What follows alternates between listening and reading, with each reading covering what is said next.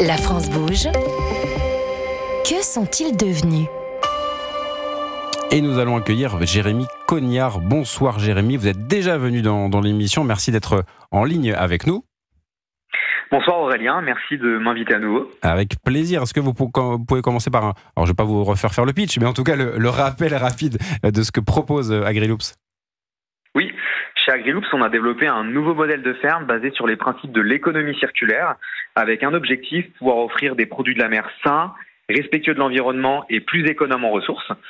Et du coup, on se concentre sur une première espèce qui sont les gambas, pour pouvoir offrir une gambasse française, sans antibiotiques, fraîche et puis la plus économe ressource possible. Donc vous êtes venu pour la première fois en 2022, là vous étiez encore à l'étape de la ferme pilote, et donc là justement ces gambas fraîches, elles vont arriver là sur le marché dans quelques semaines je crois.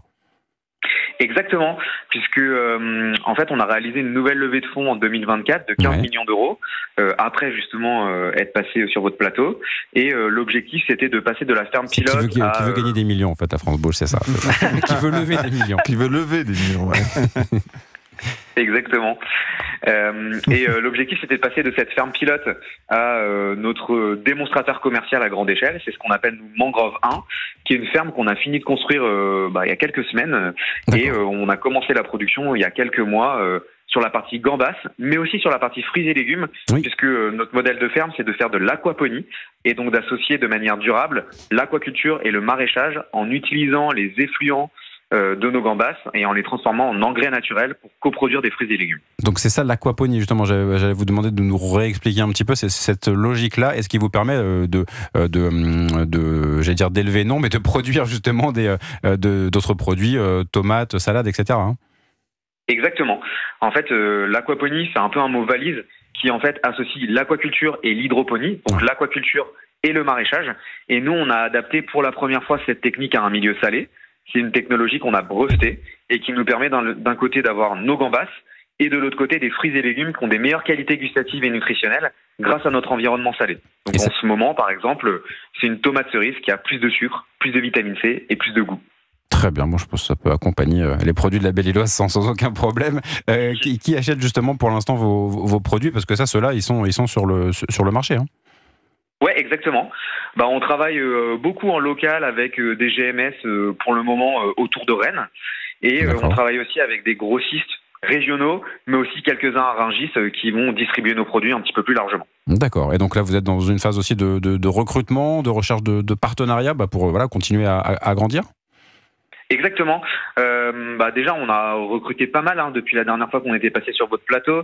On était une petite dizaine et maintenant on est une petite vingtaine.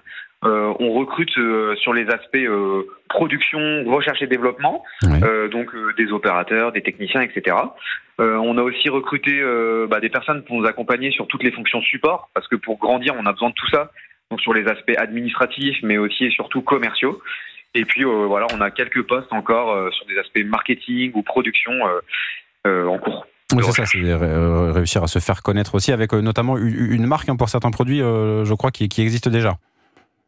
Ouais, alors là, on a lancé une nouvelle marque, ouais. Justement, exactement, pour la partie fruits et légumes, Yodé, Y-O-D-E-E, pour faire un petit clin d'œil justement à notre production en milieu salé qui apporte des meilleures qualités gustatives. Et puis un peu aussi tout l'aspect marin qui nous accompagne aussi tous les jours. Caroline Elie Lebranchu pour la Belle-Îloise, forcément cet aspect de qualité des produits, ça vous parle, ça correspond à ce que vous faites aussi. Moi j'adore parce que on sait que les crevettes au sens large et les gambas en particulier, c'est un peu dans le top 3 de ce que les Français consomment en matière de produits de la mer. Or ça vient de très loin. C'est bourré d'antibiotiques, ça fait le tour du monde avant de venir chez nous.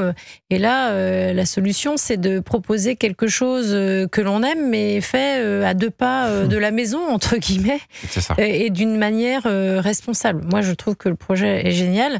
Donc après, à quand les gambas dans nos produits. Pour l'instant, nous, comme on est principalement sur du sauvage, on n'est pas sur ce type de produit, mais je suis persuadée qu'il y a un avenir. Moi, je trouve que c'est un projet on va aller pour l'été hyper 2026. Vertueux, on réfléchit aux produits pour l'été 2026. On se laisse un petit peu le temps. Ouais, un petit peu, ouais. Ça peut être une bonne idée, Jérémy Cognard, forcément.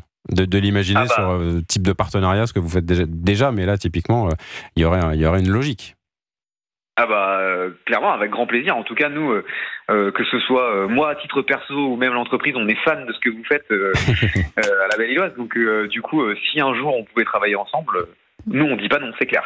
Et ben voilà, on verra ça. C'est ça qui est bien dans cette émission. Et effectivement, merci à vous en tout cas, Jérémy Cognard. Et puis on sera ravis de prendre des nouvelles de la manière dont tout cela avance, évidemment, pour ce que vous proposez. On a envie de goûter ces gambas, évidemment, dans quelques semaines. Merci Jérémy. Merci beaucoup. Bonne soirée à tous. Caroline Illier-Lebranchu pour la Belle-Îloise. Je voulais qu'on parle aussi de recrutement. On a dit un petit mot des saisonniers qui vous rejoignent parce que vous le disiez, la sardine fraîche, les produits frais. Donc vous adaptez aux saisons. Donc vous avez ces besoins, que ce soit sur le travail du poisson ou en magasin pour la vente. Et puis aussi un vrai rôle pour arriver à les faire revenir, ou en tout cas à ce que ça se passe au mieux en termes de qualité de vie au travail. Vous co-construisez des choses. Vous avez notamment fait évoluer le rythme de travail dans les usines. Oui, tout à fait. On a un vrai enjeu de recrutement, d'attractivité de l'entreprise, que ce soit sur les métiers de la production, les métiers de la vente. On a aussi un véritable enjeu de faire rester, parce que à chaque fois, il faut former. Donc, c'est hyper riche si on arrive à conserver nos collaborateurs qui sont là au quotidien, ça c'est certain, mais à faire revenir nos saisonniers. Et donc, on a souhaité travailler avec eux sur quelles seraient les conditions pour venir. Donc on a là des méthodes de recrutement originales basées sur des escape games, etc. Okay. Mais une fois qu'ils sont là, surtout, et c'est sans doute le plus important, qu'est-ce qui les ferait revenir, rester? Et donc finalement les solutions, elles sont chez eux. Et donc on a travaillé sur un rythme de travail original, par exemple en production, où aujourd'hui les gens travaillent 2 semaines sur 4 jours, 1 semaine sur 5 jours, parce qu'il faut faire concilier à la fois le fait que nous on ait besoin de travailler sur 5 jours. Voilà. Et donc on a créé des équipes qui fait que nous, on travaille sur d'adapter les 35 heures en 4 jours, 5 jours. Voilà. C'est un rythme qui convient. Mais avec un jeu d'équipe qui fait que nous, on est quand même, on travaille 5 jours. C'est ça. Voilà. Et donc, ce rythme convient bien, puisque ces personnes ont aussi des familles, des activités. Et donc, ça nécessite. Et c'était pas forcément non plus l'attente, parce que ça veut dire des journées plus intenses. Et donc, est-ce que c'est ce qui convenait? Et le mieux, c'est de leur demander de travailler sur les solutions. Et donc, c'est ce qu'on a fait depuis 2 ans maintenant, et ça fonctionne bien. Mais voilà, des solutions, on en a imaginé d'autres concrètes, comme on a mis en place un bus pour les véhiculer. Mais pareil, est-ce qu'on avait fait, mais est-ce qu'ils allaient prendre ce bus? Oui. Finalement, oui, parce qu'aujourd'hui, la mobilité, c'est un vrai enjeu. Tout à fait. Il faut que ça réponde à un besoin.